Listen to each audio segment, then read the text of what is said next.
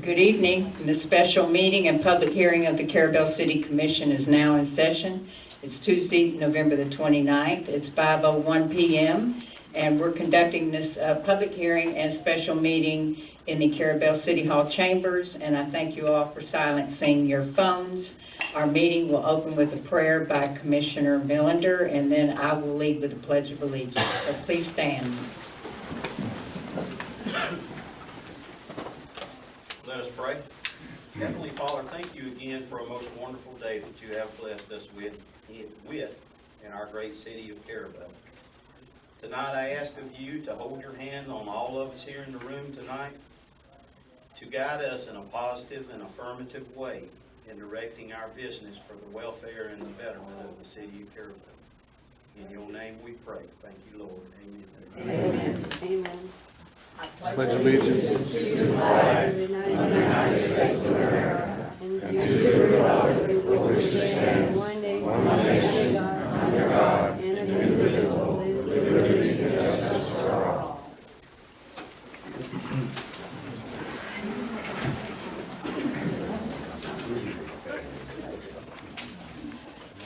All right, then our first item is to approve or disapprove the 2021-2022 amended final budgets for the Carrabelle General Fund, the Carrabelle Water and Sewer budget, the Carrabelle Airport budget, and the Carrabelle Community Redevelopment Agency budget.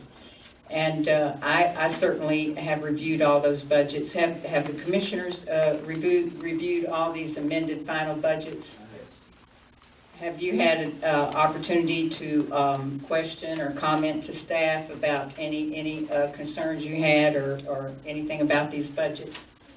Yes. And I know I have. I had one concern, and I had it fully explained to me by staff. So are there any comments or questions from the public? Yes, sir. My name is James Fennell, and I've been a resident of Carrabelle for, I don't know. Is this regarding the budgets? Yes. Okay. The Very good. airport budget specifically. Yes, sir. I've been on a waiting list for a hangar for basically 2 years. And I didn't see in the budget anything about building new hangars. It's a great revenue for the city. I'm just wondering when when construction may start in the future. Okay, very good.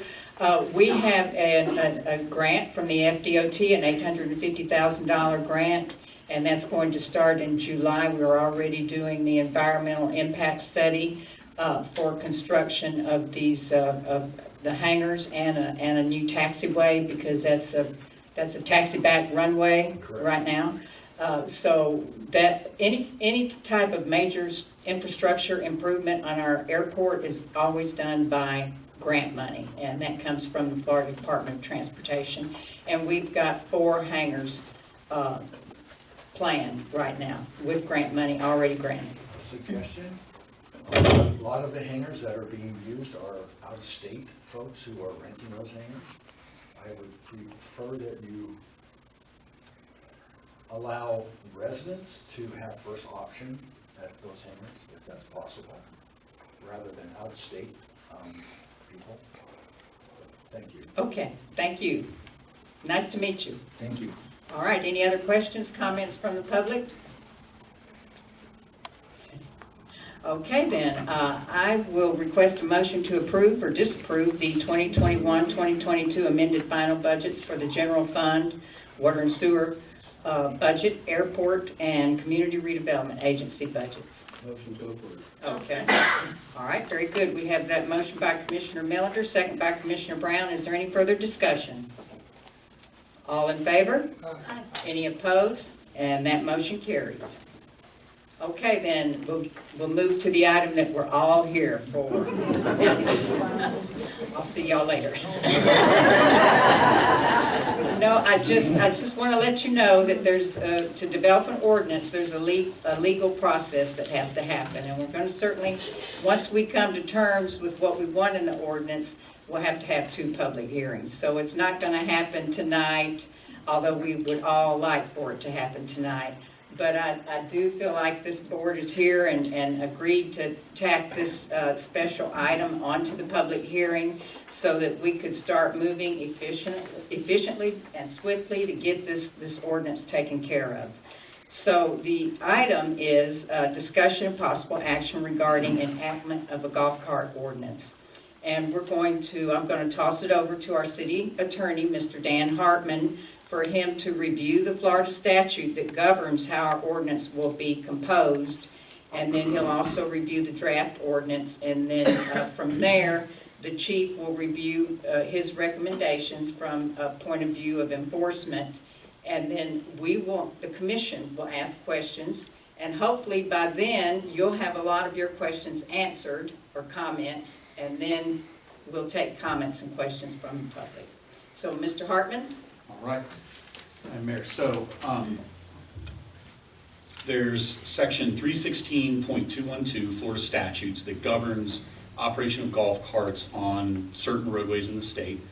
And basically, operation of golf carts on roadways is prohibited unless you adopt an ordinance designating roadways for use by golf carts. And what I provided the commission was with input from staff and everything else, so I won't claim I put in too many hours on this.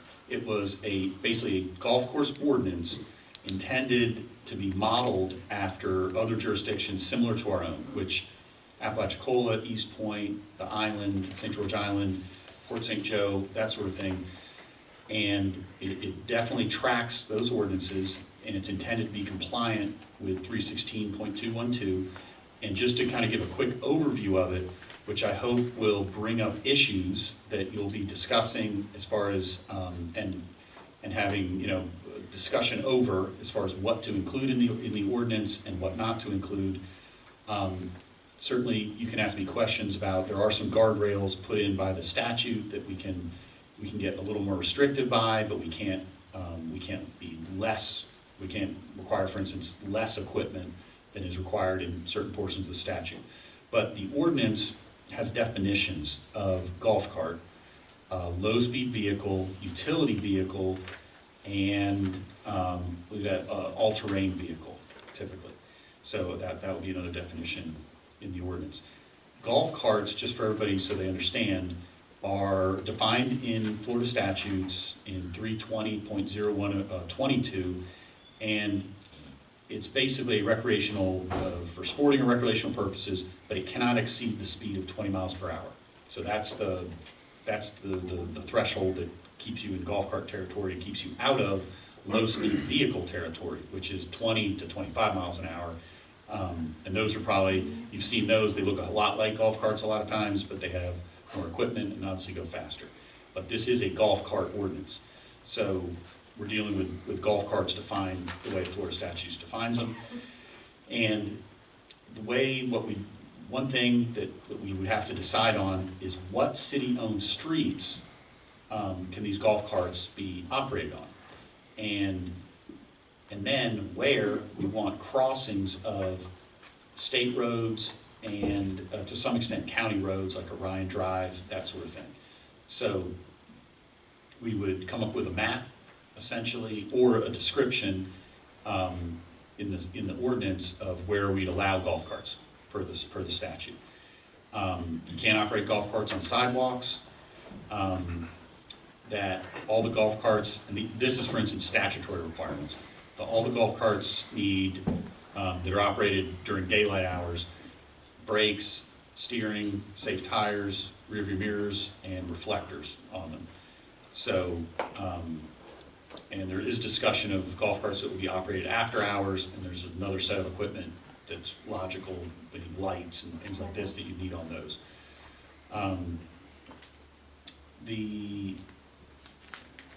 Let's see, and this would be for discussion, there are at times licensure requirements for golf cart operators and age requirements. And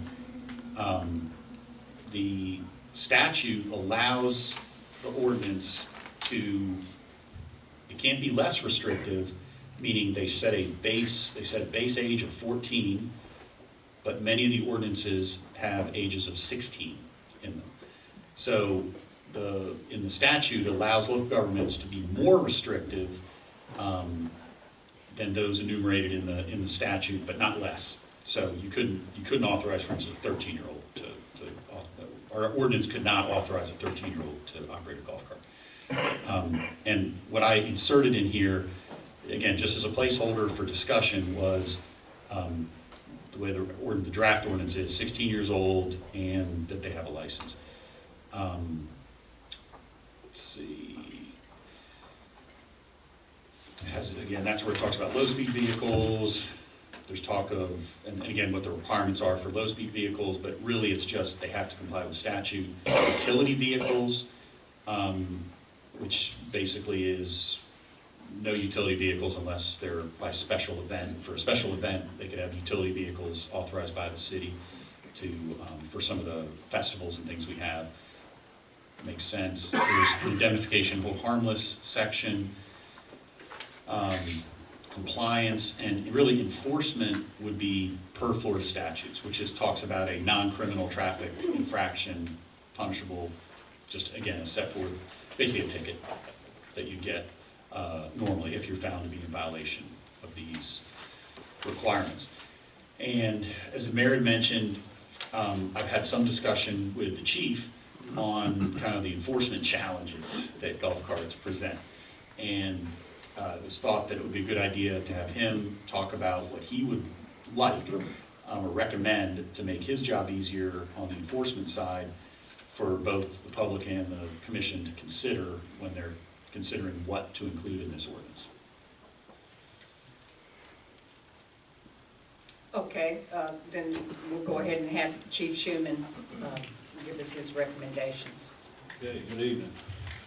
So, in order for it to help us enforce it from a law enforcement standard or point of view, these are just recommendations. I think, number one, we should have the owner of the golf cart registered with the city of Carrabelle through a registration process that would allow us to inspect the vehicle, make sure that all the safety requirements are being met that are outlined in Florida Statute 316.212 before being operated on the designated roadways in the city of Carrabelle.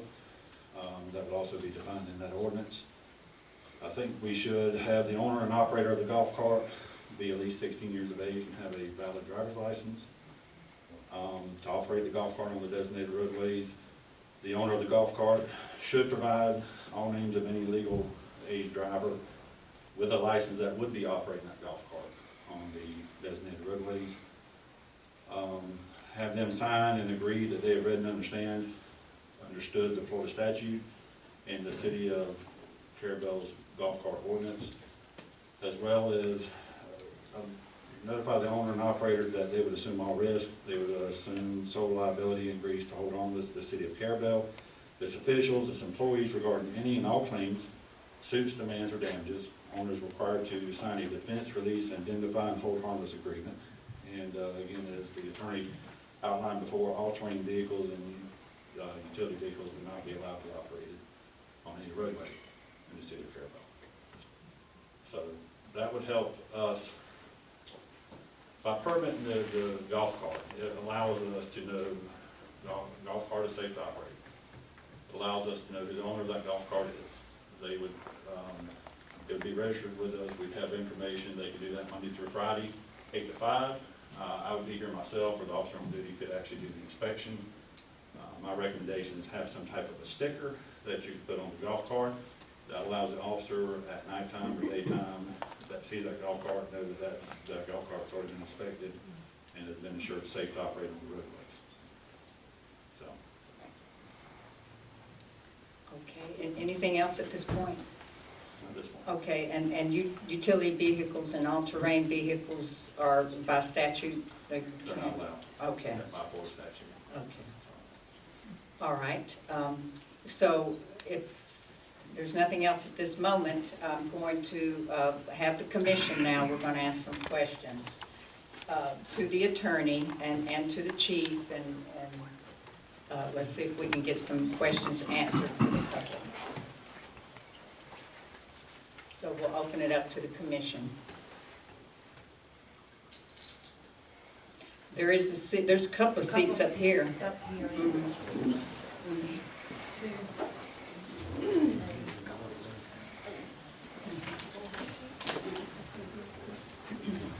And over here, there's some seats right here as well.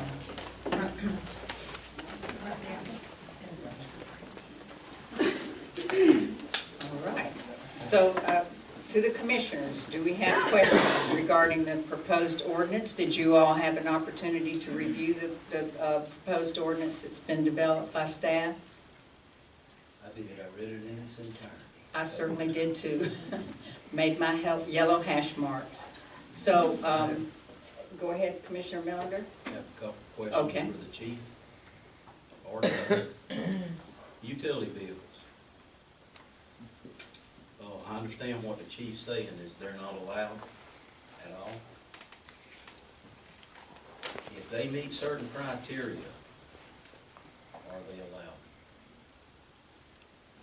Such as turn signals, headlights, brake lights, windshield, rear view mirror, etc. No. Sorry, no, if they're defined, as defined in Florida statutes as a utility vehicle, yeah, you cannot alter them and bring them into compliance. So, but remember, you can, if you were to use it, if, for instance, again, they talk about it in terms of special events and things like this. We're having a fair, a festival. If there's someone doing landscaping or something, they could run it through the city and you could get essentially authorization for a period of time to use it for a specific purpose. So, but there is no, you cannot operate them just running down the road in them. Certainly. Okay. The other question is, and I didn't think about this until later this afternoon. We have a repair shop right straight across the road here. Yeah. And that's utility vehicles, ATVs, whatever they repair.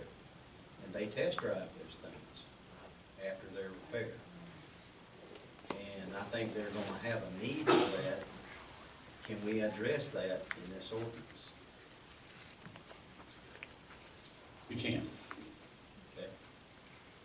You understand what I'm saying? From I a do. certified mechanical, mechanic repair shop, a test driving a vehicle after it's repaired. I mean, the thing would be, I mean, certainly it's, talk to lawyers, you can discuss it forever, but they have a decent, parking lot there. They've got property in back. I'm not sure why they would need to get out on the city streets, but if someone which I mean, they're a great business, so I mean, I don't want to, to maybe talk to them and say, hey, do you need to be able to, and then maybe we designate a place or a time or whatever to make sure, again, we're not a big city, so you're not going to be impeding the flow of traffic, but those things, I know ATVs will scream, but UTVs are not fast, so we just we don't want to create a problem. I just don't want to hinder that repair shop, and I'm not speaking for them, I'm speaking off of my mind thinking for them. That makes sense.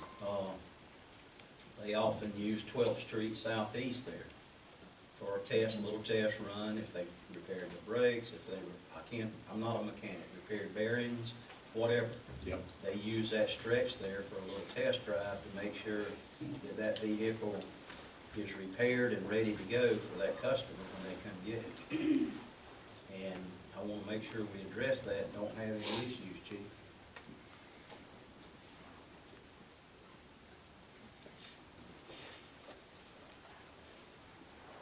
That's the only repair shop that I know of we have in the city. But if we had a dozen of them, they would need to do that. I don't, Yeah, it is. do they repair though? They do. Okay. They do. Oh, okay, nice to see you. All right, so, I'm sorry. and then how do you check? We use Airport Road. You use Airport Road, okay. Thank you for reminding me. I did think about that one this afternoon, but I just forgot it. Yeah, thank you. And Airport Road is a county road. Correct.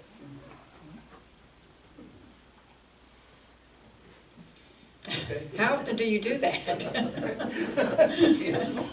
Yeah. Pretty much every day. Okay, all right. That's all you have for now? For now. Okay. And how about you, Commissioner Gray?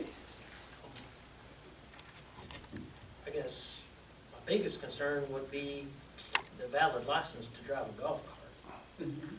We do have some residents that are of age and they don't have a driver's license, can't get one, but they still need their cart to do their daily business. And I think the valid driver's license will hinder that. And would you want to ask the chief, the attorney about that? Yes, could they, operate without a valid driver's license? They can. So even though in this draft ordinance, we state that, that's what we'd like to see, it is not required. So that under 32204, a person operating a golf cart can be exempt from licensure requirement. So your ordinance doesn't have to be stricter, it can be just the minimum, which is that. So that's up to you all.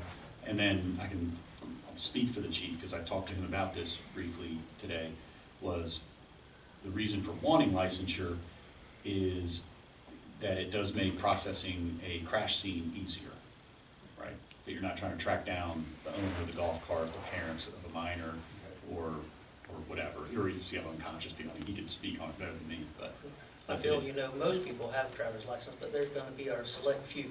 absolutely, yep. And then the daylight driving only would be my other concern. Okay, and I believe that this ordinance, Sorry, I did breeze over that to make it sort of sound that way. So it's not daylight only, meaning it has hours of operation during daylight, and then it talks about, 5 a.m. to 10 p.m. I thought there was times after dark, Section 4. or before, then it needs lights, taillights, turn signals, but it's still limited to 5 to 10 p.m. So you can change the time on it, you could, but I think obviously if you're authorizing them after hours during when it's dark out, then they need lights, right? Right. No one would disagree with that, but you can totally play with the time. Good. Yeah. Yeah, and this is the thing, this is a draft, right? So everything in here, if you say, hey, Dan, or as a, individually, but then when we get closer, if the commission, 3 of the commissioners want something in this ordinance, you say, hey, can we do this? And the only reason I'd say no is if I say, yeah, we can't do that because Florida statute says we can't do it. Otherwise, we can do it. I'll write it in. okay, all right, very good. How about you, Commissioner Brown? Mine, those two covered most of them. And then I believe the state ordinance, it's streets. On some state ordinances online, I saw it said 30 miles per hour or less, and then some said 35 miles per hour or less. Do you have clarification on that? 35 miles an hour. 35 for the state? Okay. I didn't know. I'm sorry, wait, sorry. You say state? The state, Let's see. state laws, statute, state statute. And sorry, your question is? I've researched this a lot, and some of them said that the golf carts may be operated on city-owned streets with speed limits posted. Some said 30, some said 35, and so it wasn't. It was the different types of golf carts, I think, is what she's Right, referring to. I saw the same thing. It's, 30. Was it 30? 30? yeah, it's in 21. Sorry.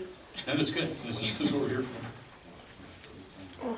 See, the one I got from the Department of Motor Vehicles says 35, but then in other places it says 30, so I just want to make sure we know what the law is before we. And I would say that the Florida statute says 35. Yeah. And that's what So 35? Well, you can figure that out later, right? yes. But I'll figure it out while everybody's talking. Okay. I know it's in my stack here. And I don't believe we have 30-mile-an-hour roadways here. We've got 35, and then 35 for county, and then out there on 80, Highway 98, and then the city streets are all 25. Correct. I think that was the only thing that they asked, they didn't ask that question about. Okay, I do have another one. For the low-speed vehicles, because it is a state requirement that they have registration and all that, that would be done through the DMV, correct, not the city? Correct. Okay, so would it be necessary to have city permits? But it would be necessary for them to have their licensure through the DMV, is that correct? Correct. Okay. Yep.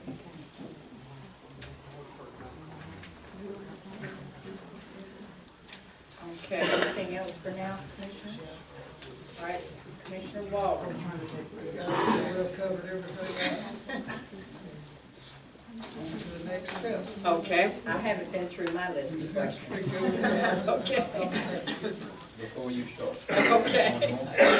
Okay, because I know you're gonna be long. Question, Mr. Attorney, back on UTVs. What if the UTV is electric and not gas operated or gas powered? Don't think it matters how it's Doesn't matter. powered. Okay. But we do have some of those in town. Just make sure it doesn't talk about the combustion. No, it doesn't talk about the type of how it's powered. So it's however it's powered. Steam, electric, gas. Okay, thank you, ma'am. Okay, you're certainly welcome. Okay, so I'm just going to kind of go through this ordinance section by section and ask questions about it so that we can all learn from the draft that's been put before us. And the first part of it, the first section 1, that gives us some definitions of the golf cart, low-speed vehicle, utility task vehicle, and the all-terrain vehicle, so that we all have a level playing field and we know what the Florida statute, what their definition is of these different vehicles. But bear in mind, this is a golf cart ordinance. And then the second section 2, they've outlined, they've recommended some designated city streets for golf cart operation. And it's all city streets except, and that's how they've recommended doing this. It's more simple to put the exceptions than to name all the city streets. And so it's all city-owned streets and roads except Highway 98, which the state of Florida will not let golf carts operate on Highway 98. It's Ryan Drive and 11th Street, which is 35 miles an hour, and then Tallahassee Street or Highway CR 67, which is also 35 miles an hour. And then they have recommended crossings over these streets that I just named, the Highway 98 and Ryan Drive and Tallahassee. And the recommendations, as I read it in the ordinance, for they're recommending 2 locations over Highway 98 to move from north and south over Highway 98. And then they're recommending 1 location over Ryan Drive. Let's see, Highway 98 is at the southeast 3rd Street and 98 where the old Dollar General building is, to cross there. And then the other crossing is 4th Street Northwest and Highway 98, right there where the 4th Street boat ramp is. And then at Ryan Drive or 11th Street, that would be to cross at Avenue B and Ryan Drive. And that's pending approval from the county, and crossing Highway 98 is pending approval from FDOT. And then crossing 67 or Tallahassee Street is pending approval from Franklin County. That would be, you could cross at Avenue K and Tallahassee Street, Avenue H and Tallahassee Street, and Avenue C and Tallahassee Street. So golf carts by law or by statute are not allowed to operate on sidewalks. But since working to have them legally allowed to be operated on city streets. There's no need for them to be on sidewalks. Golf carts must have certain equipment for daylight hours, and then they must have additional equipment. In this ordinance it says, and daylight hours is from, I think, 30 minutes, but we'll look at it, but it's sunset to sunrise to sunset basically. And then equipment for headlights, taillights, and turn signals to operate after sunset until 10 p.m. in the ordinance. They're recommending an age limit of 16 and that the operator have a valid driver's license. Golf carts can't be operated on city or county streets within the city limits, which we just went over that. They may not be operated on sidewalks adjacent to the state or county roads, so that sidewalk that I see a lot of golf carts going on out there in front of the IGA or Centennial, they can't go there. The statute specifically says that. Then Section 3 talks about low-speed vehicles, which Commissioner Brown covered. They really wouldn't be overseen by the city of Carrabelle. They get their licensing and they can drive basically anywhere in the city because we're all under 25, 35 miles an hour. But they have to register with the Department of Motor Vehicles.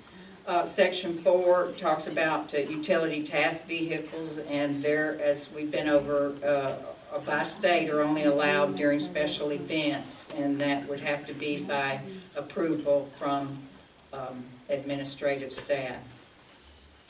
And then Section 5 talks about the ordinance states the golf cart driver will operate the cart at his or own risk, so that's a hold harmless type of an agreement in Section 5.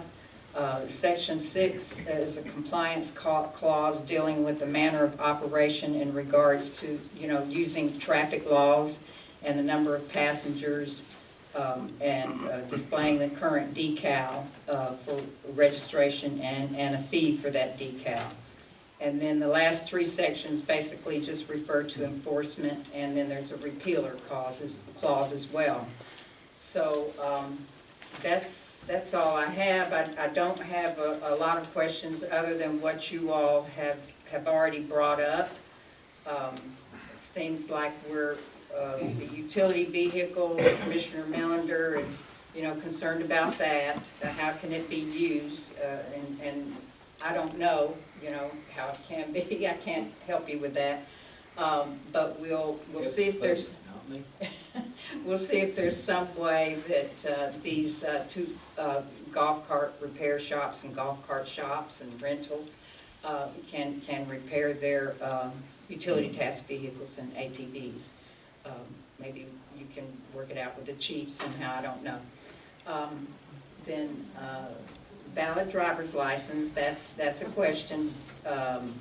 Your nighttime driving after sunset, that's addressed in the ordinance. And then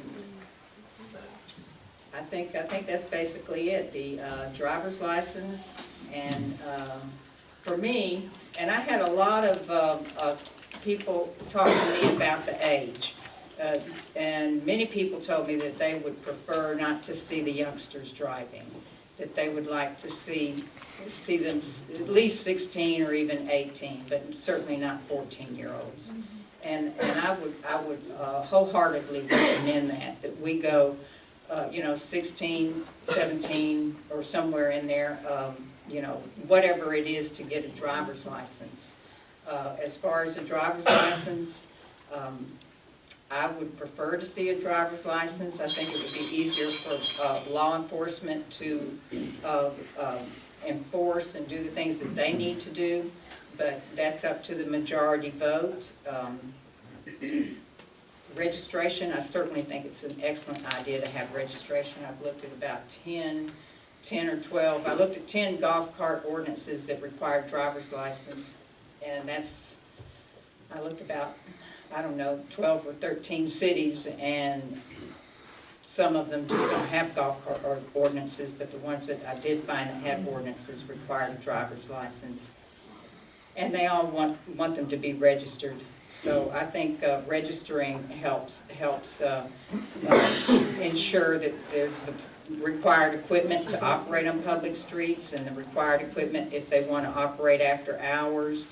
And they can make sure that the operator is the age that we decide that the age will be, and that the operator holds a valid driver's license if it's decided to have a license, or if there's some kind of a special permit. I don't know if those are allowed. And then they would provide a list of all the authorized people that are allowed to drive that golf cart. And then the golf cart owner would have the opportunity to sign their release and hold harmless agreement, and that they have read the ordinance and that they understand the ordinance. So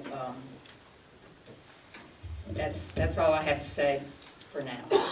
And then just to address Commissioner Brown's question from before, on what it looks like is that, and I think your question is this, I mean, I'm going between the lines, is that when we're looking at city streets, that we also need to look at the posted speed limit to determine, if that's a city street we should include as a designated golf cart street. They don't do that by speed on that street. It's one of the factors to be considered, but it's not dispositive. So it talks about the factors are number one, speed, volume, character of motor vehicle traffic on the road or street. And so it does not matter. Meaning whatever the posted speed limit is, if we designate it, then it becomes incumbent upon us to not just designate it, but put up appropriate signage so people are aware that golf carts are going to be on this road, whether it's, I hate to say it, like 45, 25, 35, whatever it is, they'll be, we'll have made the determination that based on speed, volume, and type of traffic, that golf carts can operate there. Not, Okay. Yep. Thank you. Sure. Okay. I'm going to ask Commissioner Walden, do you have anything yet after all that's been said? I only have one question, and that's Okay. to have a valid driver's license, because I know there's people sitting in this audience who served in our military, and I wouldn't keep him from using his card to do his business when he went and served this country. So that, my only concern, I mean, if we could drive license recognition, he's gonna be breaking the law, and I don't wanna see that. Yes, I understand. Yeah, I know, but now, 16, I'm all right with. I don't think, I see kids out riding on these carts, and it's dangerous. Because they don't actually know the rules of the road yet, and they can get hurt. I know. Appreciate it, sorry. Okay. Yeah, that's my biggest concern, we Okay. can just look after our military veterans, and senior citizens, that may not have a driver's license. That's all I have to say. And through the age, we can help regulate the careless, reckless driving Yes. that's going on with the younger age Yeah, group. I think 16 would make a good age. We don't want kids out there getting hurt on golf carts. No, we don't. Yeah, that's all I gotta say.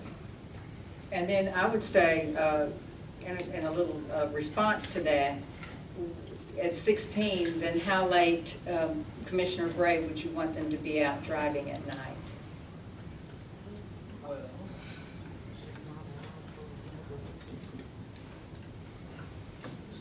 Particularly there with that 16, you don't want them out too late. My 16-year-old kid home about, 10 o'clock. Uh-huh. But then I was thinking about some of the people that actually work, that drive cars. Hold quiet.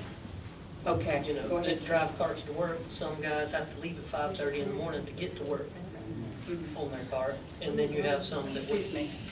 Please be quiet. Please. I'm trying to listen to Commissioner Gray, and I know that a lot of the people that are in here want to hear what he has to say. Thank you. And Okay. we also have some individuals that work late, midnight and past, that use their car to go to work and home. So those were the people I was more or less thinking about. Now, I mean, as a parent, my 16-year-old kid needs to be home at 10 o'clock. So That's how I feel about a 16-year-old. But as a grown adult that's using a cart, I believe they should be able to go from work after hours, you know, whatever time that might be, you know. Yes, Commissioner Melander? Oh, no, I was just gonna. Oh, I thought you were. Well, I was gonna respond that Okay. it's in what we're proposing, that with nighttime equipment, they can operate from 5:30 a.m. to 10 p.m. If they meet that nighttime equipment, headlights, turn signals, brake lights, all that stuff. 5:30 to 10. We have the word later. And see, that can be changed, you can It change that. is, it's just a proposal. We're all talking about a proposal. That's Yes, what I was talking about, you know. and you can change that. And I would come back with a compromise, instead of 16, I would say, and I understand that some people are working and you want to maybe drive out, be out till 11 or 12 on the golf cart. And I would come back and say, well, maybe change that age limit to 17. I mean, I don't know how we're gonna, and 16 is good, but I worry about the young ones like that being out late at night. But we're just talking, and yes, Chief. Okay, so the reason a lot of this came about is because we've had a lot of complaints about juveniles driving reckless on golf carts. And that's the reason why we're requesting at least minimum of 16 years of age. When a person that's 16 years old gets their driver's license, they have to do certain things through the state to get that driver's license. They have to do tests, they have to do vision tests, they have to do a drug and alcohol course. So that would educate them on a lot of the laws and what they have to abide by in order to get that license, which would also apply to the golf cart while operating on the roadway. So it would be just that extra education for them to have that license to be able to do that. And I just think 14 years of age is just way too young. We've had too many issues, too many complaints, and a lot of issues, a lot of problems. The other thing people need to understand too, if a 14-year-old is doing something that's reckless, the 14-year-old won't get the tickets, the parents or the guardian that's going to get the citation. So, you know, there again, that's something to keep in mind as well. And then, this is a Dan question, you know, in reference to Commissioner Walden's concern about the elderly people. Is there a way that we could do some type of exempt pass for them that we could write to the ordinance?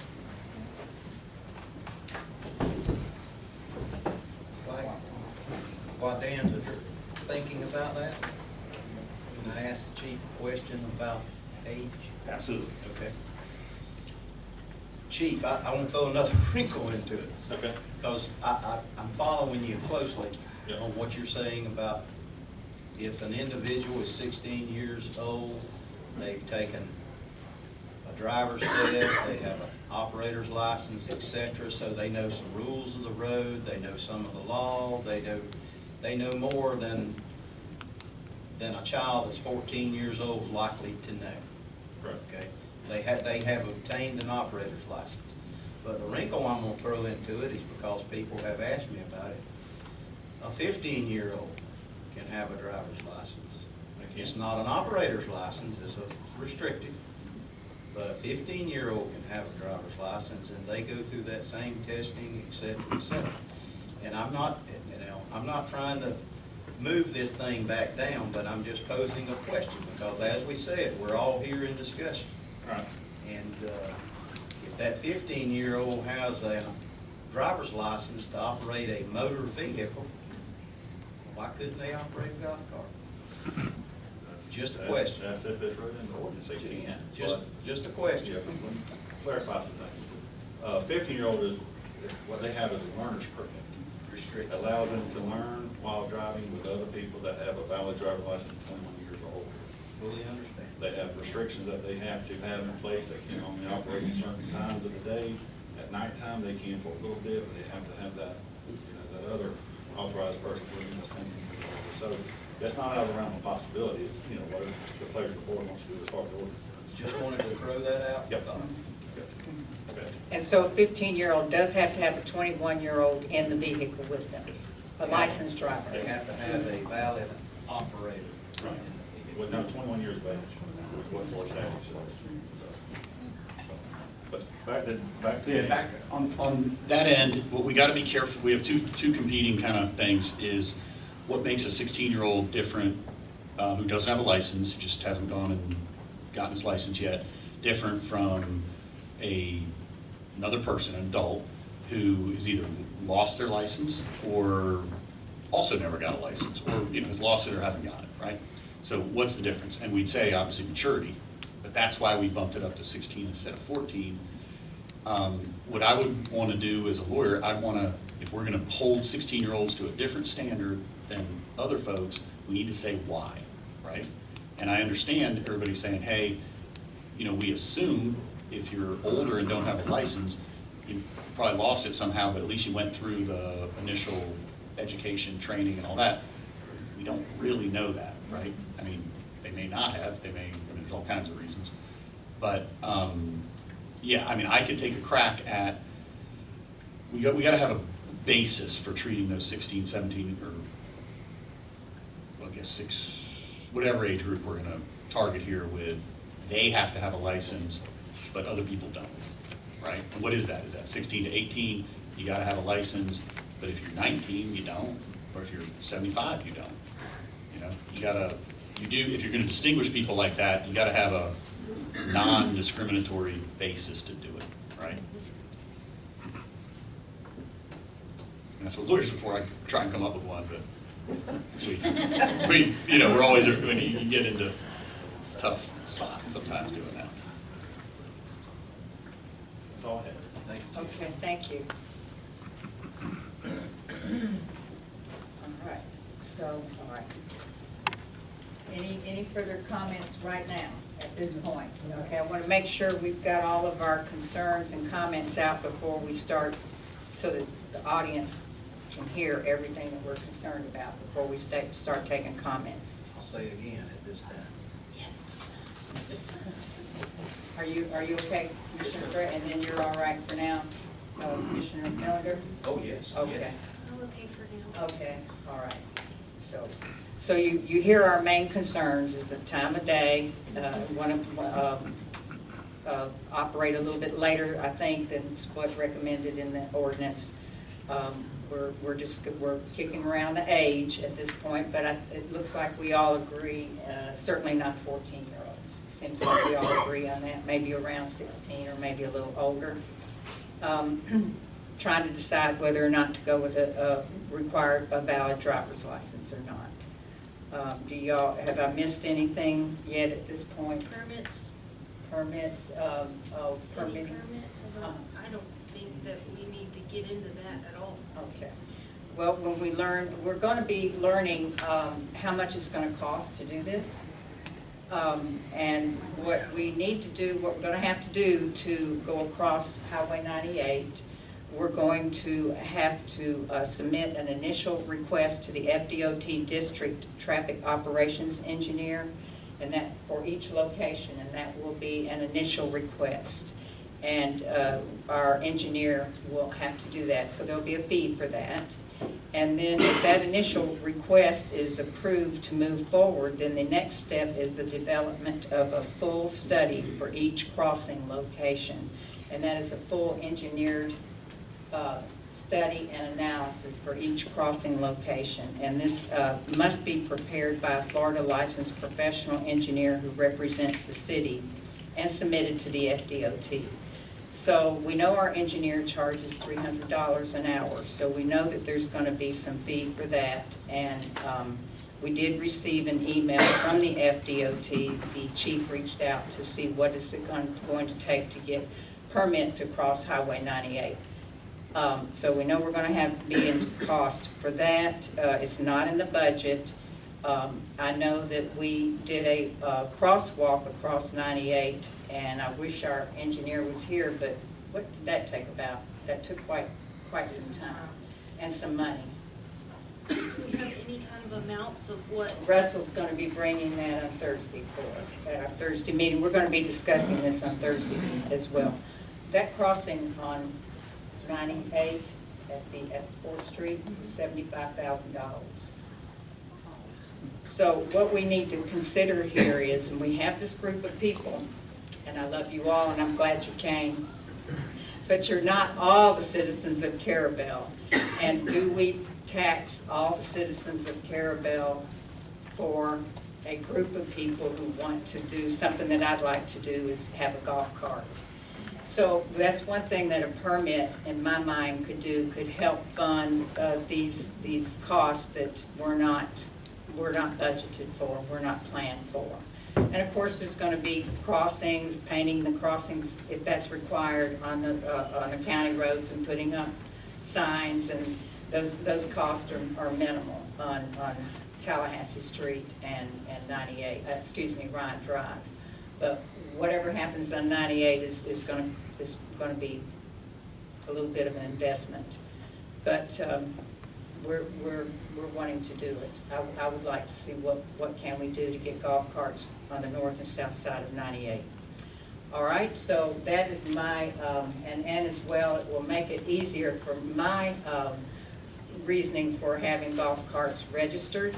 That is the main thing there. And then also it will help the officers to enforce the ordinance, because Officer Matthews could stop someone today on Highway 98 or anywhere you don't have your reflectors or whatever, and then Deputy Chief Hogan would stop them tomorrow because they don't know if they've been checked to see if you have your reflectors or proper equipment for night operation or whatever. And if they have their decal, and by doing that, being stopped constantly, that causes the officers to do a lot more work than what they really need to be doing. They have other things they need to do that's more important. And it also keeps it from appearing that the golf cart driver is being harassed. If that golf cart driver has that golf cart permitted to be on the roadway, just like your own vehicle has to be permitted to be on the roadway, they should have nothing to worry about. They get their cart permitted, and they have made all of the met all the guidelines that we finally decide for the ordinance, and that cart is permitted, and that cart's ready to rock and roll. So I honestly don't see a problem with permitting. I don't know what the issue is. Well, ideally, they wouldn't be getting pulled over unless they were doing something wrong, same as with vehicle. And if they're just driving along, they shouldn't just be getting pulled over just because they're driving down the road, which they would be allowed to do. So it shouldn't take up that much time, and they shouldn't be getting pulled over every single day if we have an ordinance that allows it.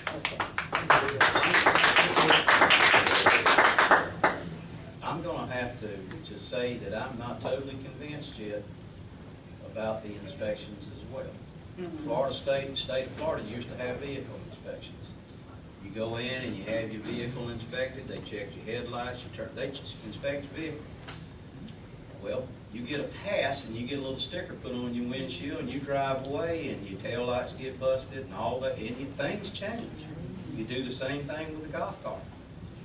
And the visual observation by our law enforcement when they pass a golf cart by what is proposed in this ordinance, a visual sighting, when they go by, they're going to know whether that golf cart's in compliance or not.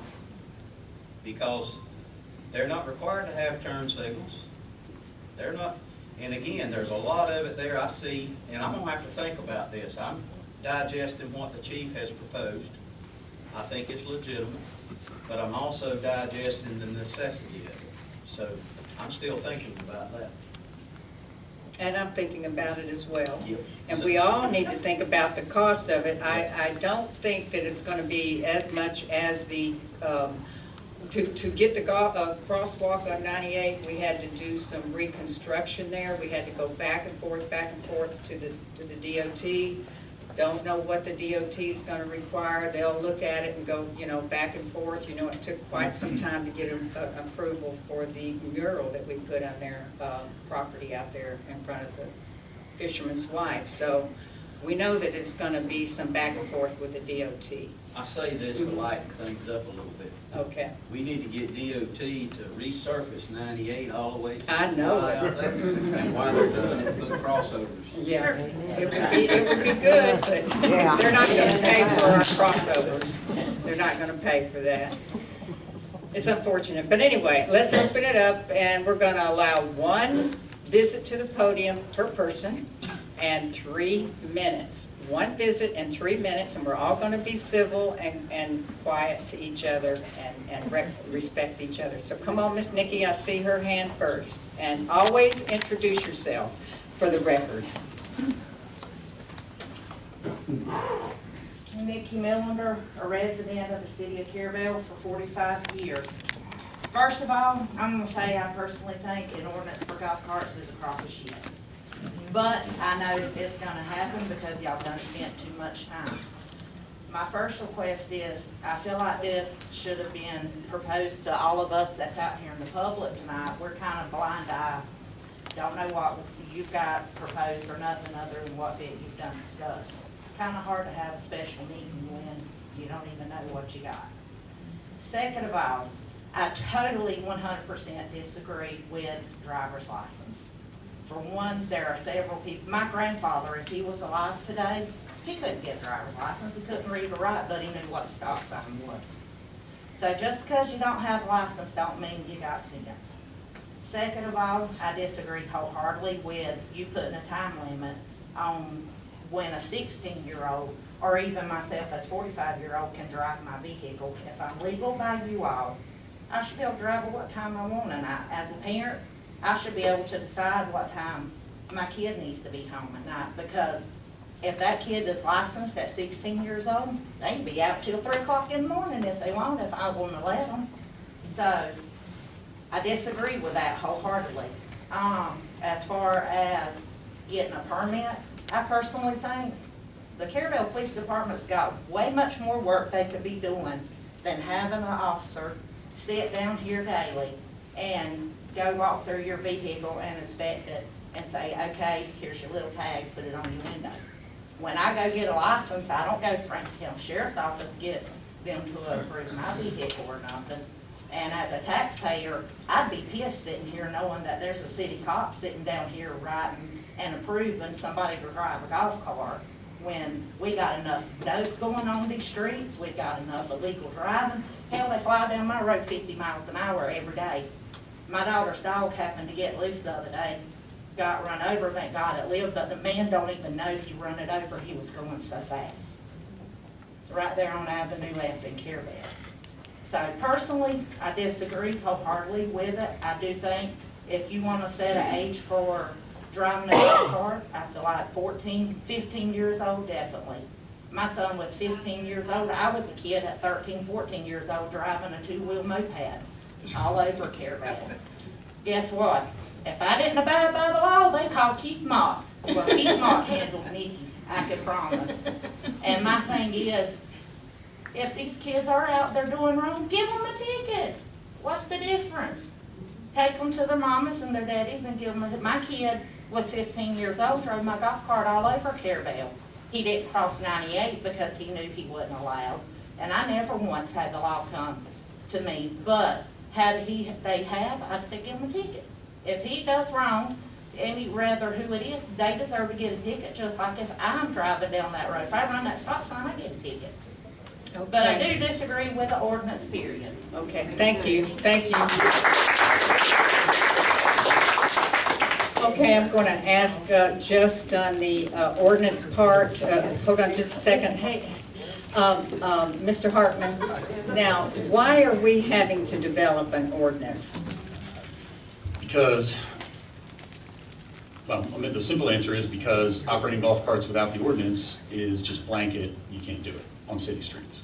So, in order to operate golf carts on city streets, you have to designate the roadways, you've got to adopt an ordinance per statute, like that. And just, go ahead. Oh, well, it's apparent to me that this board wants golf carts to operate on the city street, and that's why we're here tonight, and this is our first meeting. We pushed it because we don't want to prolong this thing out 6 months. We'd like to get it done in a shorter time than that for sure. And we're here to open it up to the public and let y'all know what staff has recommended, and this is our first meeting. And we can either have an ordinance or we cannot have golf carts. And I think golf carts is a good thing for the community. And it, you know, and it adds extra value to the properties. So let's hear the next one. I saw this gentleman right here.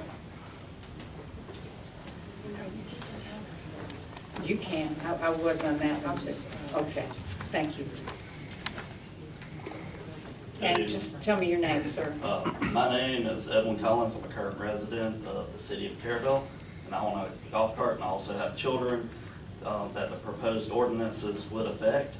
Pursuant to Florida law and opinions issued by the Florida Attorney General in 2002, 2003, 2016, a municipality may not prohibit the operation of a golf cart by an unlicensed driver, impose more restrictive age or licensure requirements for the operation of golf carts than the restrictions imposed by the state under sections 316.212, 322.04, the Florida Statute, impose additional safety standards or operational qualifications on golf carts beyond those prescribed in section 316.212 Florida Statute, cannot require golf carts to be registered and display a decal providing verification of such requirements.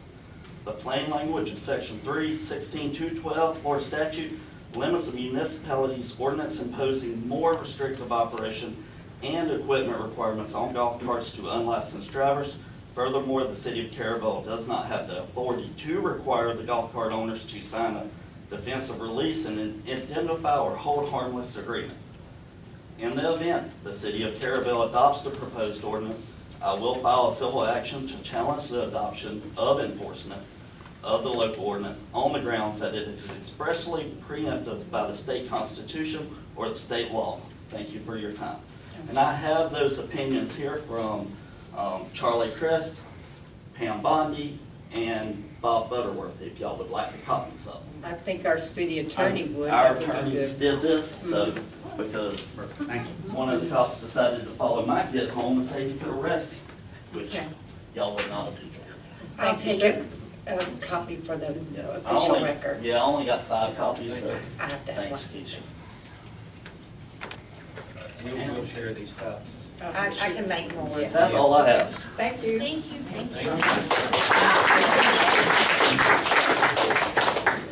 Okay, come forward, please. Miss Chris, did you, come on, Miss Chris.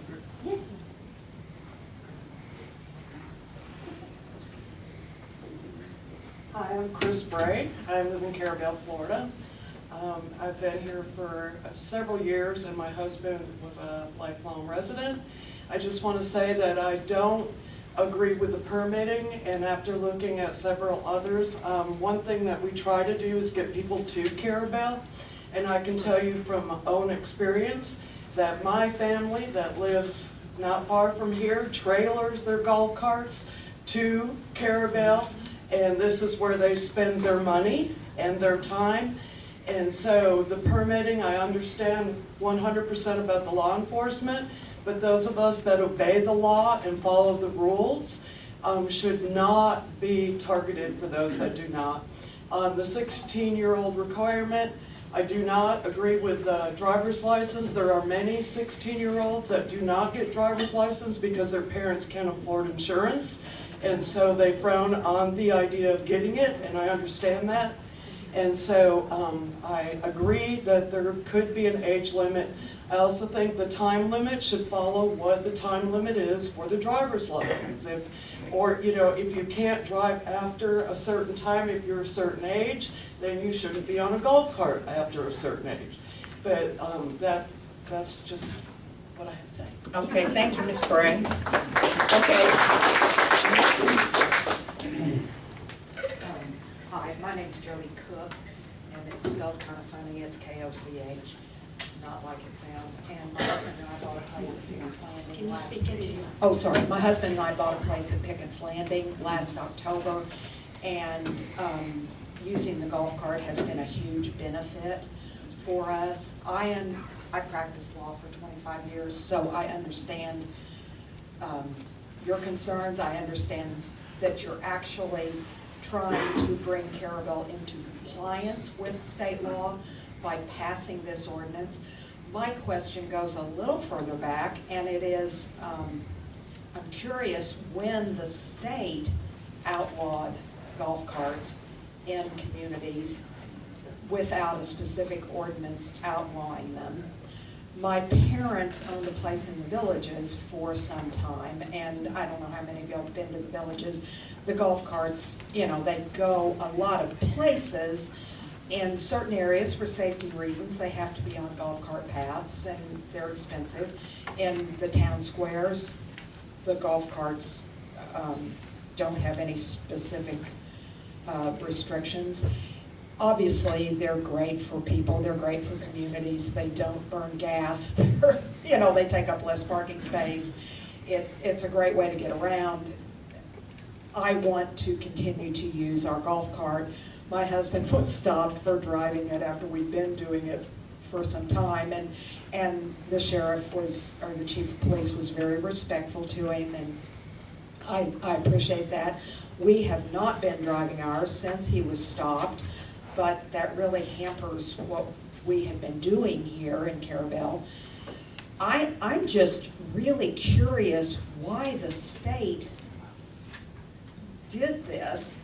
I can understand in larger communities why it might have been necessary, but to just make a blanket statute that covers every small community in the state seems a little bit overbroad. I don't know if there's, it sounds like they created a can of worms, especially with apparently the Attorney General's now made it impossible for the chief of police to monitor kids who are causing a problem. I don't know, it seems crazy. But Sorry. Go ahead, No, sir. No, please finish. Okay. Please finish, and I'll- yeah, that was kind of rambling. Yeah, I guess really, on a side note, I'm not sure why the ATVs are any different than a golf cart. Why? If the golf cart can't go the minimum speed on the road, that makes no sense. If you can ride a bicycle and you can have a golf cart, but you can't have an ATV, I don't get that. But this apparently goes to what the state law is. Okay, right, okay, so thank you very much, Ms. Cook, and yes, the ATV is governed by the state.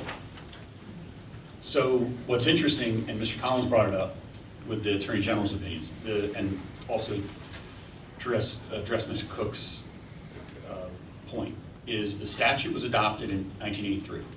And you can go back, and I will now, and look at old versions of the statute, right? If we run into an issue here, and the Attorney General opinions are what kind of bring up the issue, because it was adopted in 83, had a number of amendments, 05, 08, 2010, and 2015, right? So what you always want to look at when you're looking here is if someone says, hey, I have an AG's opinion from 2002, well, I mean, the statute flat out says now, it says golf cart operation equipment, which is more restrictive than those, a local government entity may enact an ordinance relating to golf cart operation and equipment, which is more restrictive than those enumerated in this section. So that goes directly contrary to what looks like is an earlier, an 02 or 05 Attorney General's opinion. So I'm sure that was the product of the button heads between the Attorney General said we can't do this, well, the legislature passes a new law or amends, and now you can do it, right? Pass these more restrictive. However, in doing so to answer Ms. Cook's question, the ordinance originated in 1983. So, and that was operation of golf carts on certain roadways, county and city. So that's where it started. All the way back in 1983, they recognized the need and the desire of people to have some framework in which to operate those golf carts on city and county roads and cross state roads. But to answer a question, this will put something to rest here, is there is a 2016 opinion. So that postdates, and that's call it the newest opinion Mr. Collins just provided. And that postdates, actually make sure they're going off of the, make sure it doesn't predate. But it's in 2016, and it does ask the question, may a municipality adopt an ordinance prohibiting the operation of a golf cart on public streets by a person who does not have a valid driver's license, right? So we've talked about requiring licensure for something, and it says, a municipality may not prohibit the operation of a golf cart by an unlicensed driver. So that puts that to rest as far as, and I'm gonna check one last thing, sorry, is even though it's a 2016 opinion, were they looking at a 2014, say, statute, but I'm not, I think it's fine, meaning that puts that to rest, meaning we don't need to worry about licensure. If the Attorney General's interpreted this through 316.212, then licenses are no longer an issue. So we're not, people don't need a license to operate a golf cart. But we can establish an age Yes. time. I mean, well, and yes, I mean, I'm gonna look No, through here, but yes, you can. I mean, I do believe you can. I mean, based on, again, the plain language of the statute as it sits in 2022, last amended in 2015, you can. Now, when I'm saying that is the 2016 AG's opinion does not get into that, right? It doesn't get into age. It does some other things that are worthy of note, which was how a person who's had a suspended or revoked driver's license is treated. We talked about that, and they're just treated as unlicensed. So that, we don't need to worry about why they don't have a license either. They're just unlicensed, whether they're young, old, anything in between. Yes, sir, please come to the podium, Mr. Pedrick. Certainly state your name. Good evening, Madam Mayor. Name is Vance Pedrick. So, Mr. Dan just answered the biggest question about the driver's license. Question for you, Mr. Dan. State of Florida requires 14 years of age, correct? Minimum? That's the minimum they put in, yes, in 316.212. So, my biggest question is, the ordinance is good, but the age requirements, the state of Florida is minimum. There is about 8 or 9 states that a 14-year-old can get a learner's license. There's actually one state that a 14-and-a-half-year-old can actually get a regular license, as well as numerous states that you can get a license at the age of 15. But my question is, and it's for the chief right here, I get his frustration on how am I going to tell that a child is 14 or 16 or 13? That's almost impossible. So I did a little bit of research. In the state of Florida, you can get a state ID at the age of 5. So my proposal would be amend the ordinance to require you can drive at 14 with a valid state ID, which is only like $37. Then if the chief has a question, him or his team can pull him over, state ID, that answers the age question. So I think that is a big thing. Permitting, no need for it. Got a state ID with your age on it, pull them over, question, look at it. Why permit it? So that kind of takes that time, money, and all off the shelf. And the city ain't spending no money on it. The parents are who wants their kids to be able to drive these golf carts. And I personally have 2 16-year-olds. Neither one of them has a driver's license. Both have learner's license. Both are mature. One of them's fixing to have their AA degree at the end of this school year, and she's fractionally mature enough to drive a golf cart, but chooses not to drive a car because she don't want to. So, another thing is time restrictions. Once you get a Florida driver's license, like somebody else says, that time is stated already for the age. The only question is, when you are 14 and there's not a state requirement, what do you do? Do I think 14-year-olds should be running road at midnight? No. Do I think me, I'm fixing to be 40 years old next month, if I want to jump in my golf cart and go 2 blocks to check on my mama, or my 2 blocks the other direction to check on my papa, I think I'm mature enough to go do that. So, that's where I stand with the hours. Let's see, how am I doing on time? You got 15 seconds. I want to say thank each and every one of y'all for your hard work that you put in creating this and getting the job moving. And wow, if every commission meeting was filled with this many people, it would be awesome. Thank you for showing up.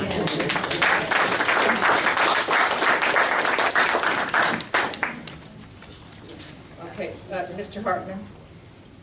Commissioner Brown. I was gonna bring up the state ID thing. Would it be legal for us to require people on golf carts to have a valid state ID? Is that even something we can do?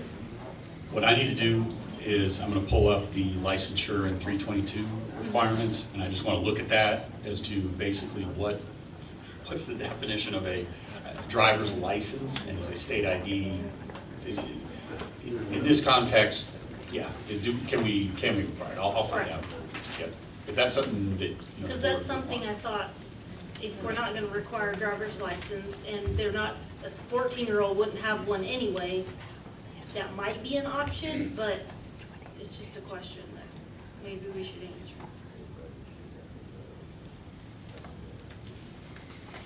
Okay, do we have other comments? Okay, sir, come forward.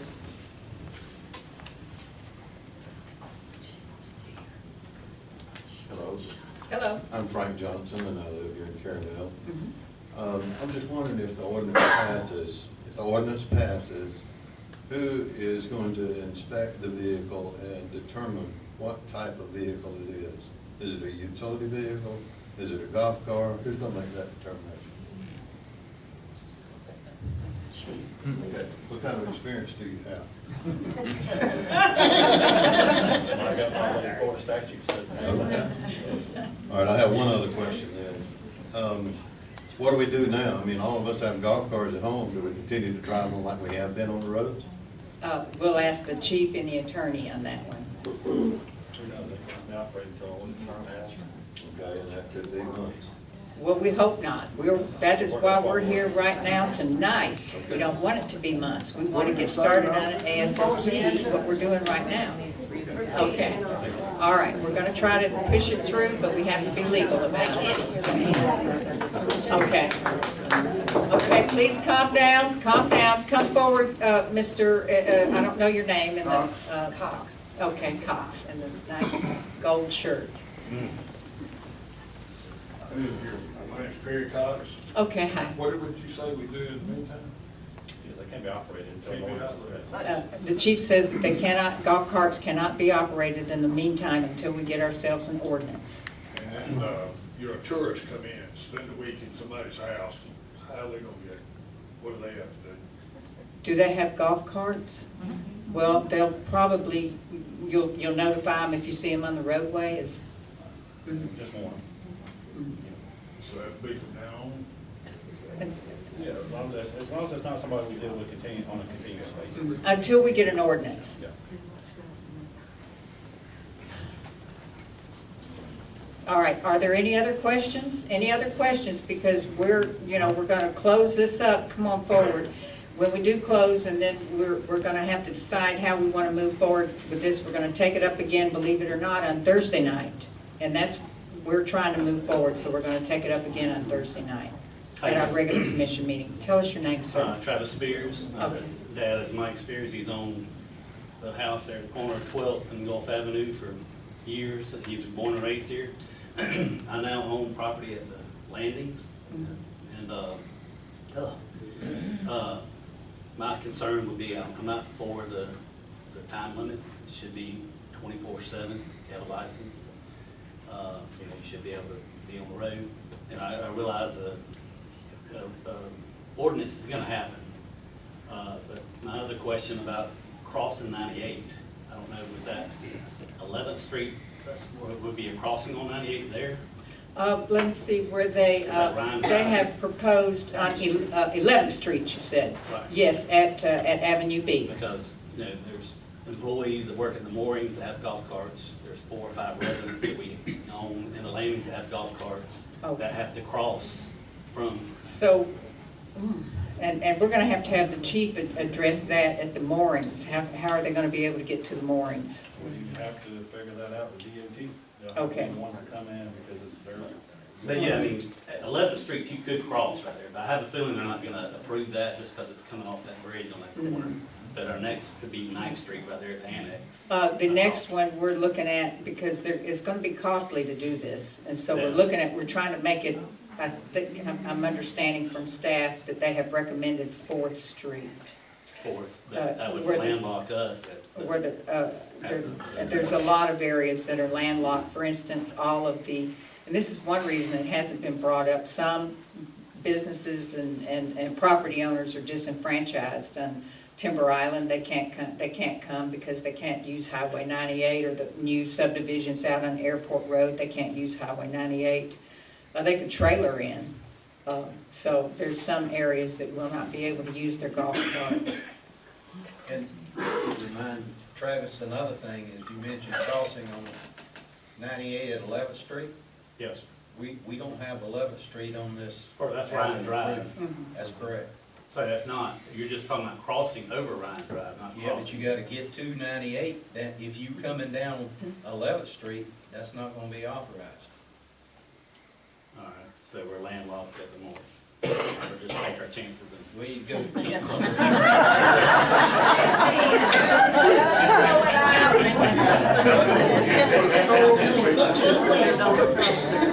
I just wanted to remind you in the proposal that's set forth tonight. Yes, sir. Ryan Drive's not gonna be allowable use with a golf cart. Okay, That's I got you. that's a county on road. Got you, okay. But you can cross, Ryan. We're asking the That county, was can what you we were cross talking it? about, crossing. Yes. We get the tickets and landing and stuff. Yeah. Okay. And then once you get across Avenue B, you can make your way to, you know, the bank and the grocery store and the post office and such. But as far as some of the locations on 98, you know, All right. take your chance. Good question, because I had already proposed that to some staff about the use of those type vehicles, most of them, and I see golf carts and I call them low-speed vehicles, Yes. utility vehicles, that are used at the moorings, that are used at the marina, used at the sea quarter. I see several. So that's something. I mean, we might look into crossing it, have a crossing at Ninth Street rather than annex. I mean, just, if that's, and on the permit thing, I know that you want to do the permit to get money. I mean, just to fund this. Yes, to fund it. I know. But we'll have to see, we're gonna have to see what it costs, you know, and then we may come back to the public. Okay, I see two hands. I see a hand over here. Come on.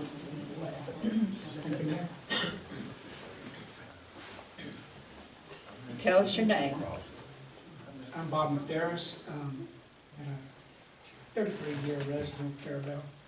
I just wanted to, I've heard so many good things, and it's really, after a couple of weeks of panic and rumors, and you're really on the right track.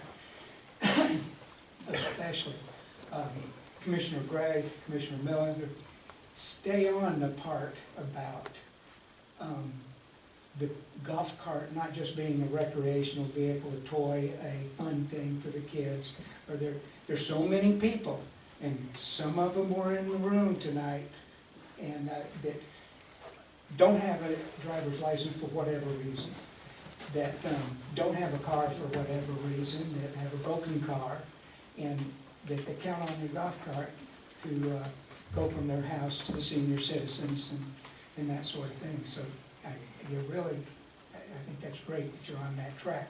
I would caution one thing that I would disagree with, and that's using this ordinance in any way for getting control of curfews for our children.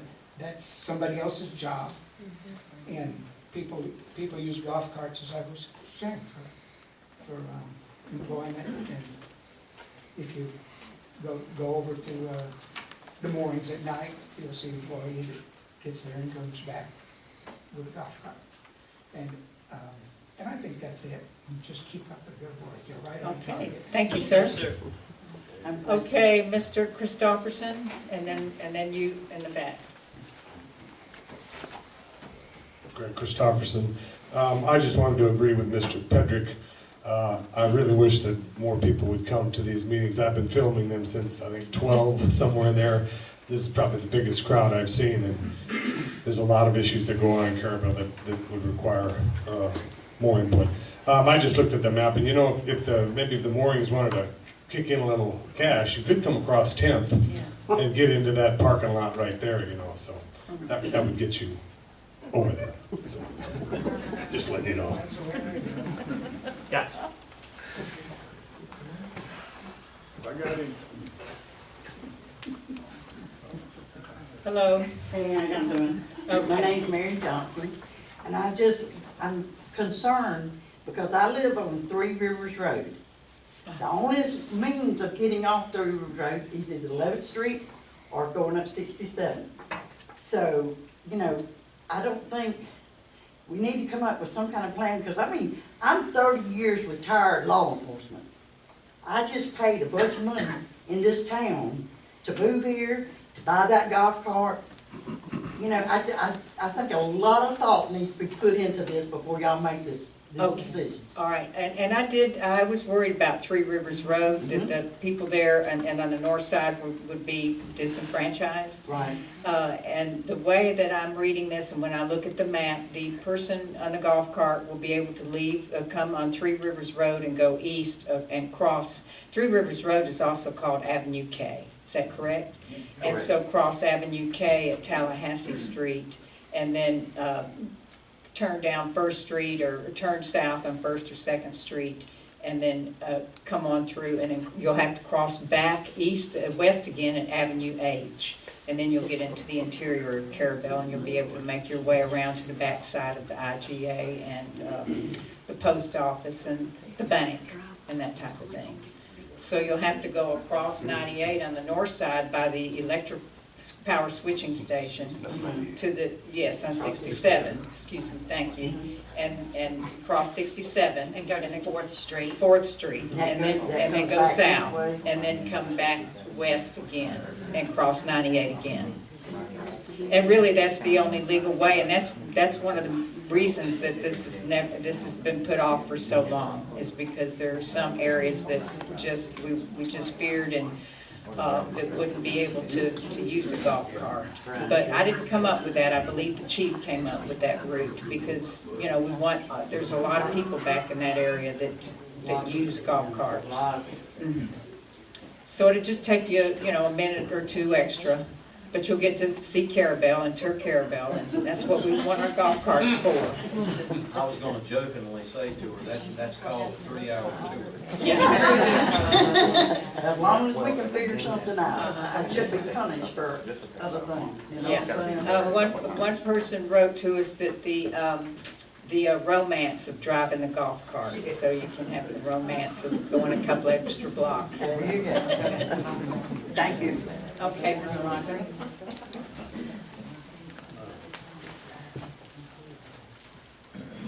Rhonda Skipper, resident of Carrabelle. I'll make it short and sweet. You guys are on the right path, and I feel for you. You have a lot on your platter. I just want to ask one question that has not been asked yet. Can there be a special exception this Saturday for Carrabelle on the Harbor? That's a good question. See, that's December the 10th. Oh, that's right, Yeah. that's right. That, Yes. we'll talk about that.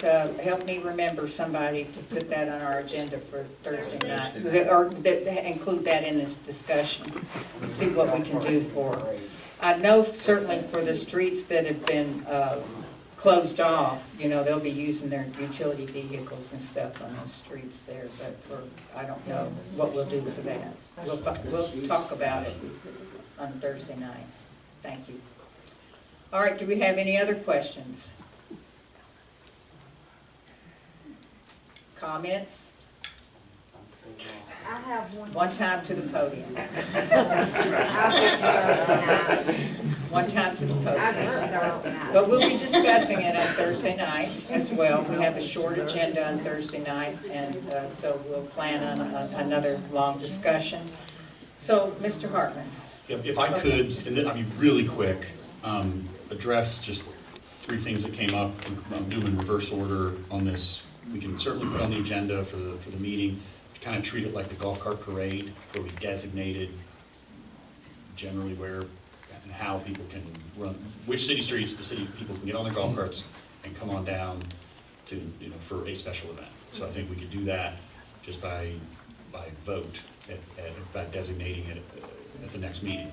And then I didn't do the research on this, but remember, you know, I know a lot of people have golf carts that'll go more than 20 miles an hour. A lot of people have brake lights and everything else on their golf carts. Those would be low-speed vehicles, and if you're you're licensed and registered and everything else. I don't know the requirements, but I believe that lets you operate in a lot wider. You don't need one of these ordinances if you're a low-speed vehicle. And so this is a golf cart ordinance, 20 miles an hour or less. So people who wanted to go to that extra hassle / expense can either upgrade their golf cart to a low-speed vehicle and probably enjoy a lot more freedom out from under all this. And then the money issue that's come up a couple times, one requirement of this ordinance is a bunch of signage. So that's, I believe, what we're talking about when we talk about how to fund it. Now, obviously, we can fund it out of everybody's taxes out of the budget, or I think the registration, that's when people said, hey, whatever the registration fee would be, it'd go and probably wouldn't even cover what all the signage that we gotta put up around town would be. So that's just commentary. Okay, and you're saying that golf carts can be converted to low-speed vehicles, and which I knew, I've known of several people here that have had that. They're not golf carts anymore, but they look Right. like them. And they get a VIN number. They actually go to the DMV somewhere and get a VIN number, and then they're able to get a tag. Don't they have to have a tag as well? Yeah, they have to be titled and insured. Titled and insured. Titled and insured, and that's one of the reasons for the inspection is so we can tell the difference between a golf cart listed vehicle, because they look identical, other than a few different things.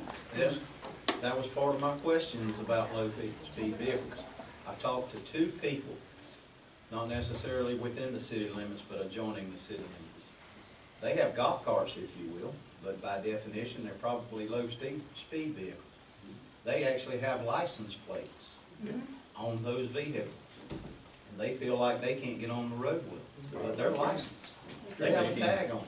They can get They it can, right. by law, they can drive, operate on that, Exactly. but they have to be titled, licensed, and insured with a VIN, vehicle identification. Now, So- that poses another question, Chief and Mr. Attorney.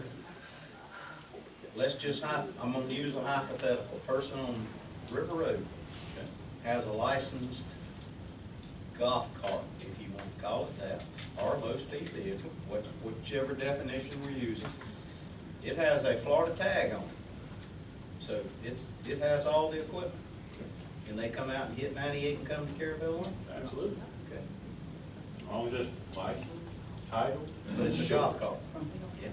If it's a low-speed vehicle. Yeah. They can Even go if it's a across the golf cart bridge. where it's got- And it's identical, if when you pass it, you think it's a golf cart. It has a tag. And It's just like a car. I mean, this is the thing, I did not research low-speed vehicles, I don't get any ideas. The chief knows more about them than I do, but what you said on 98, if the speed limit's 45, I think that's where even Commissioner Brown and I got kind of, it's like, they go 20 to 25 miles an hour. Yes. If you don't want to be out on a 45, I think you would be impeding traffic if you're out on a 45-mile-an-hour That road, one says but 35. that's where it talks about it. Reason why I asked. So that's it, 35 or down, so yeah, they can, Yeah. yeah, you can get across the bridge and probably 35 through town. On 98. Yep. So they whip out there and. Okay, quiet, please. You got one- Hello? Got one other question, Dan. On the referendum that Mr. Collins dropped off to us, you said that was the Attorney General's opinion?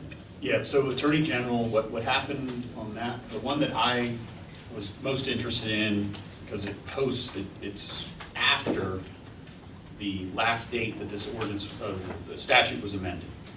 And what it was is 2016, and it's the Attorney General, the way these work, or this one worked, was it was the city of Winter Garden that asked a number of questions regarding regulation of golf carts on public streets within the municipality. So directly on point, and they asked a number of questions. I'll get you copies. And one of the questions was, hey, the municipality adopt an ordinance prohibiting the operation of a golf cart on public streets by a person who does not have a valid driver's license. And the short answer was, the municipality may not prohibit the operation of a golf cart by an unlicensed driver, period. So. But that's the Attorney General's opinion. No, these are binding. So this is the Attorney General's interpretation. I understand, because it's not a state statute, which is what. It's his interpretation of the state statute. Okay. So you, and I hear what you're saying, but you are, as the lawyer, right, I'm gonna say, you're playing with fire not following an AG opinion. Okay. I'm just trying to get a clearance. Yeah, no, absolutely. All right. All right, then, what, Ms. Courtney and the chief, who had a lot to do with putting this statute, this ordinance together, do you want the commissioners and myself to email you their suggestions, or come by and see you and tell you their suggestions from what we've talked about here tonight and what the public has put in, the input? You know, because this is a draft ordinance, so now is the time to amend the draft ordinance, you know. So if you want to change the time on it, you know, you need to bring that forward. That's what I was asking. Do you want to have an agreement in principle that we do try to develop an amended draft now at this time to discuss If it again? speeds up this process, then I think it's worth spending Well, a little extra time to do it. It will, and it's fine with me. Okay. So let's try to remember here now, what did we talked about, okay, so we've made it clear that utility vehicles can only be used during special events. And I don't know if we want to add something about test driving UTVs by mechanics and ATVs. Maybe we'll keep this on the radar. Maybe we'll work something out where you can notify the police department that you're going to be doing that. I don't know. We'll get some input from the chief. Do we want a valid driver's license? Yay or nay? We can't. No, you Okay. can't have that one. Okay, no, okay, so you'll just remove that. What driving times would you like to allow? And bear in mind, the Florida statute says that you have to have certain equipment to operate at night. Can I answer? And Okay. you'll just let me know? Well, I just want everybody to give me their answer. Okay, well, in section 2, and for golf carts, it says it needs to be equipped with the stuff in section 2, and so if it doesn't have lights and whatnot, then it would be the 30 minutes after sunrise to 30 minutes before sunset. But if it has all of the equipment that's in here previously, I do not think there should be a time limit on when you can be out on the street. Okay. And what do you think, Commissioner Miller? Kind of in agreement. Okay, and Commissioner Walker? Okay.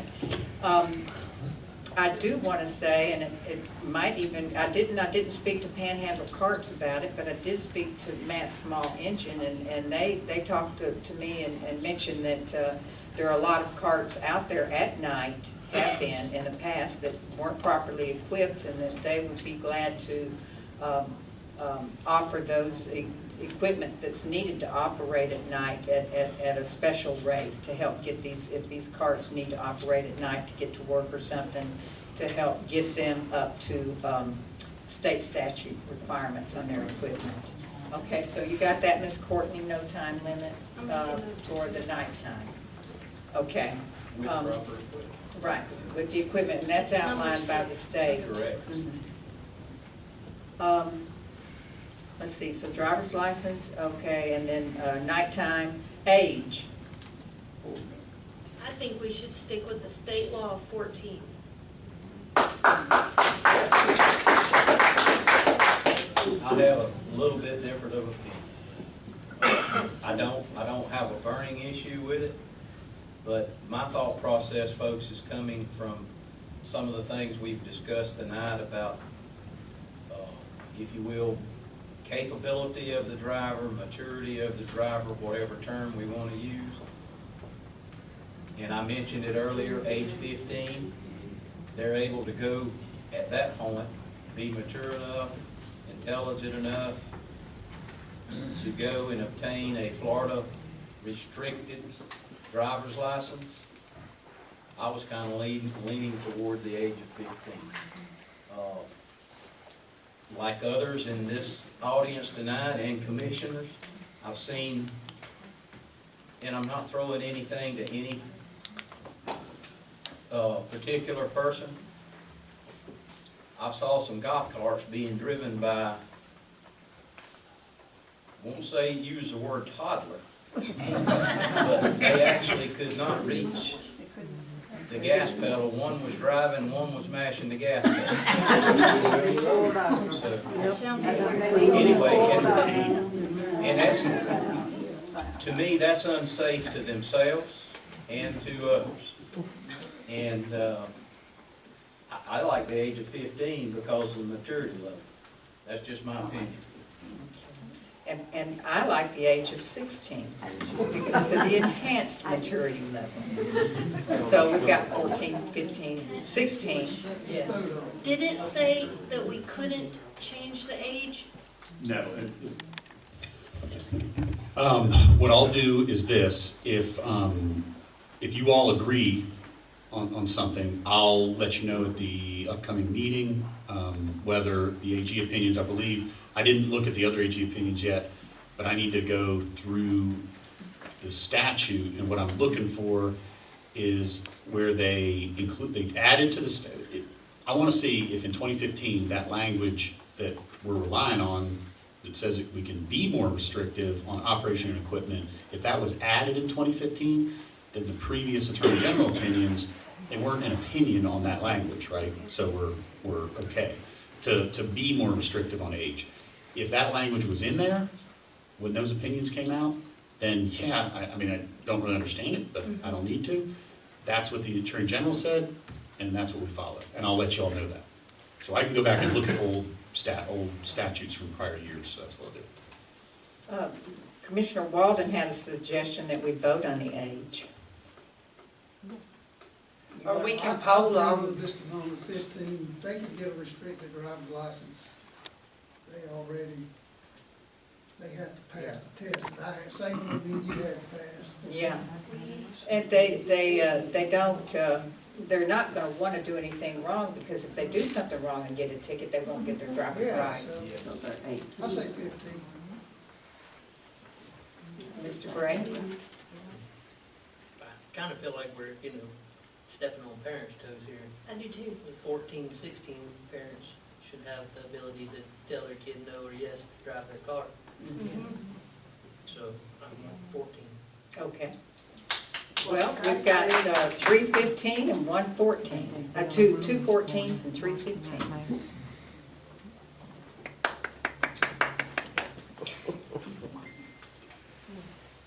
We didn't vote, but Well, that's kind of yeah. consensus. Yep.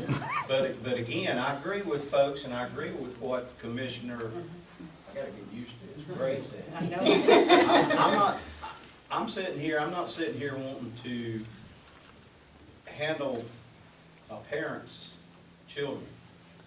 But my focus and my decision on 15, I was trying to explain it where I thought that 15-year-old, where the state sees them mature enough to get a restricted driver's license or mature enough to drive a golf cart.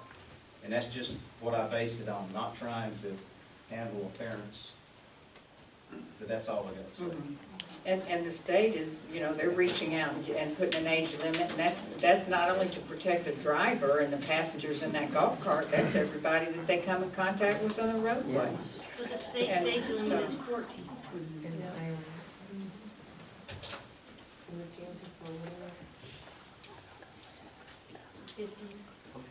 Unless Dan finds something. What I'll do is, yeah, exactly, I'll look at that, so we know whether we can set it somewhere higher than 14, and I'll advise on that, and then, I'm gonna make these edits. I'm gonna remove the licensure language. I'll play around with not play around, but I'll make sure the time stuff works out, which is, you have the right lights and brakes and everything, you can run it at night. If you don't, then you're during daylight hours. And then I'll put in age 15 in the next draft. I'm just, watching how this is going. So I'll put that in, but obviously it's still subject to discussion and my determining what the law says. And permitting. I do not think we should have city permitting.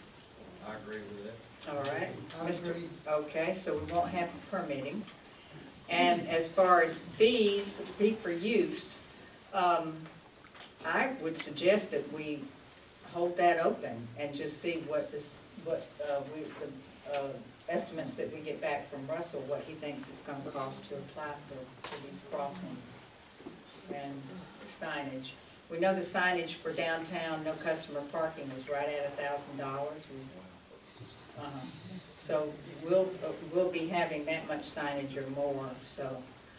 Don't know if we have to paint, but it doesn't cost much to paint the golf cart path, the actual path on the asphalt for the county road. Yes, sir, please, well, you've already had your turn at the podium. But y'all keep talking about painting these, I've never seen that in any of these cities around here that's got golf carts. I don't know, we'll see what the DOT requires. They That's did what I was send wondering, some if it was required by illustrations. them. They sent some illustrations. Yes, yes, please come forward. Oh, okay. Hi, Albert Cook, I'm also at Pickett's Landing, and Chief Schuman is the one who stopped me and told me about the ordinance meeting here, so I appreciate that. Okay, real quick, there seems like there ought to be something done to bridge the gap, or bridge it for the people who depend on these golf carts. Is there something that can be done, who can't drive, who need it, to be able to get wherever they need to go? Well, we just, I think we've agreed that they don't have to have a driver's license, so. I'm talking about right now until. Until then. Until then. Because those people are gonna be left in the dark until, I mean, maybe mid-January, could be February, but at least those people would be able to do what they need to do. Can something be done with them? Let me, I think that the chief mentioned earlier that he would be warning people, right?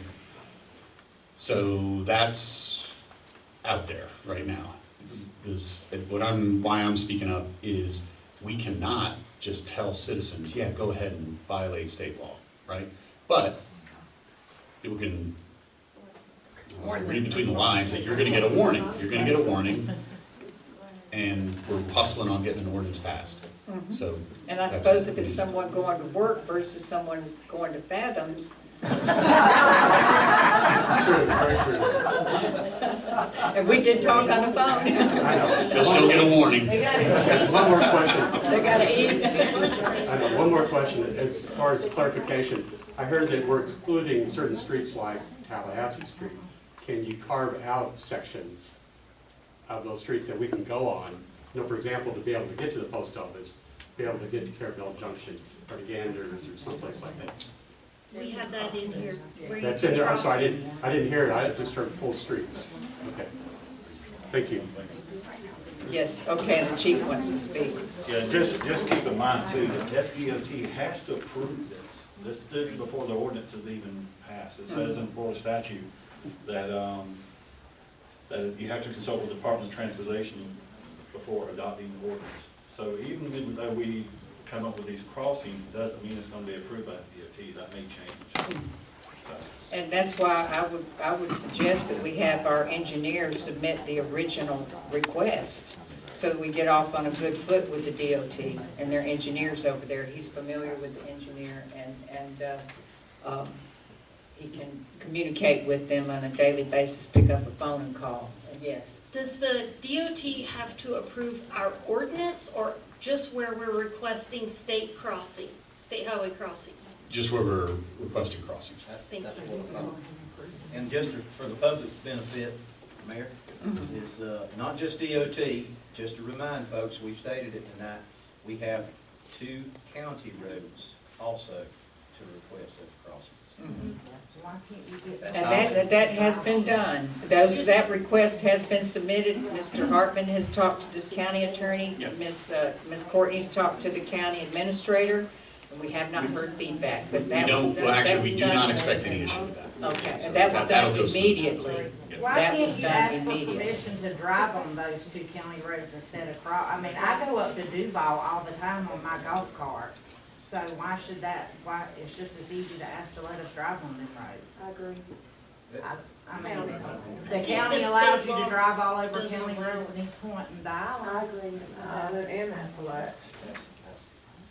The speed limit on those roads may be too high. Yeah, the speed limit is. 35. They're 35. 35 within your jurisdiction. Because it puts us out too, on 67. I had thought about that already, and what I would suggest. I'm gonna drive them anyway, they just gonna get. Well, I can't suggest that, but what I would I've already been there and they've done it. Please, What I would suggest is petition your county commissioners, and your county has 2 golf cart ordinances within the county now. They may address that, because I've had a lot of questions, not only on 67, but also on River Road. But they're gonna come back and say that's in the city limit, because if I call AJ Smith about a meth house, he tells me I need to talk to Okay, the that's city. enough. You had your time at the podium. We're gonna be here on Thursday night, Miss Nikki, so please. I don't like you yelling out from the, you know that. Nah. Okay, because if you do it, then everybody else gets to do it. And I know you've lived here for 45 years, and I've been here about 25 years, so. Actually, just to note this, in 316.212, right up the first paragraph, it talks about the city being designated by a municipality or a 2-lane county road located within the jurisdiction of the municipality designated by that municipality for use by golf carts. So we can designate 2-lane county roads within the city for use by golf carts. Thank you very much, But attorney. will they have to be, will we have to ask the county, can we do that, or no? We're in talks with the county, so Okay. we'll work. I don't expect issues with the county, based on my conversation with the county attorney. So I think we can proceed on We would be able that. to drive on Ryan Drive and 67 within the city limits. To the If extent, they're I mean, okay. to the extent you all think it's a good idea based on speed, volume, and character of motor vehicle traffic. I mean, there's probably, you know, I mean, that's up to you all. Meaning, you know, if you're farther north on 67, you might get run over. Yeah, within the city. We've been driving it for years. Up towards the prison, yeah. I know the mayor don't like to speak out, but from the power plant, on 67 is a bad idea.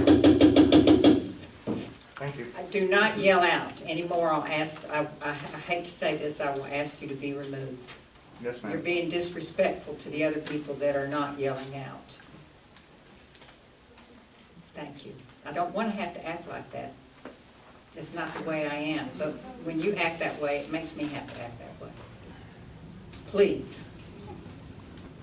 So, have we had enough discussion?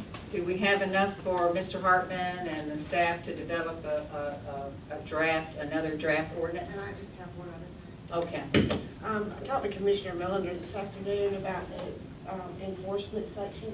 And on number 2, it says enforcement of infractions of this section shall be as provided in chapter 316 Florida Statutes and as may be amended.